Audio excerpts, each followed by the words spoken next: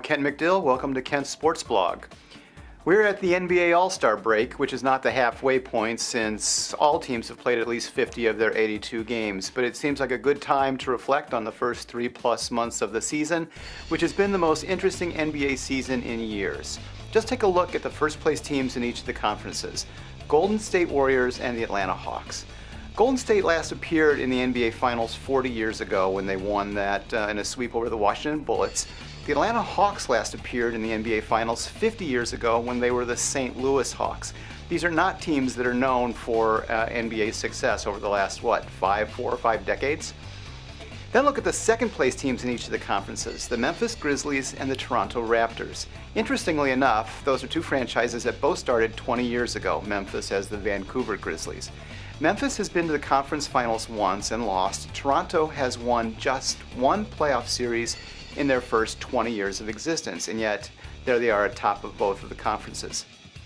The Western Conference has 7 teams within 9 games of each other between first and 7 spots, all jockeying for playoff position at this point, and 3 teams that are playing for the 8th spot in a competition that still includes teams from the 1st to the 10th spot within 14 games of each other. It's very competitive.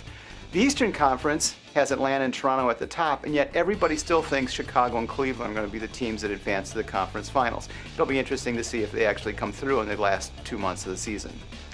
There are other things that we've learned in this NBA season, the first being that Steve Kerr made the right choice when he chose Golden State over coaching the New York Knicks, which at this point only have 10 wins in the season. He chose his family over his friendship with Phil Jackson. He's out in the West Coast where his daughters go to school, and he's not in that mess that's in New York. The other thing we learned is that Mike Budenholzer, the coach of the Atlanta Hawks, apparently is a pretty good coach. He's in his 3rd season with the Hawks after almost 2 decades coaching under Greg Popovich in San Antonio, and he has the Hawks doing something that absolutely nobody expected them to do. One other thing we learned is that Adam Silver turned out to be a pretty good choice as a replacement for David Stern as the NBA's commissioner. He handled the Donald Sterling episode in record time, and now has to look forward to dealing with a huge collective bargaining agreement that comes ahead of him, as well as the new contracts, the broadcast contracts that are coming up in the summer of 2016.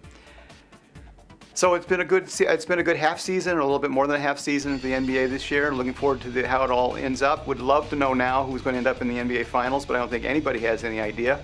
I have one last request for Adam Silver before we go forward.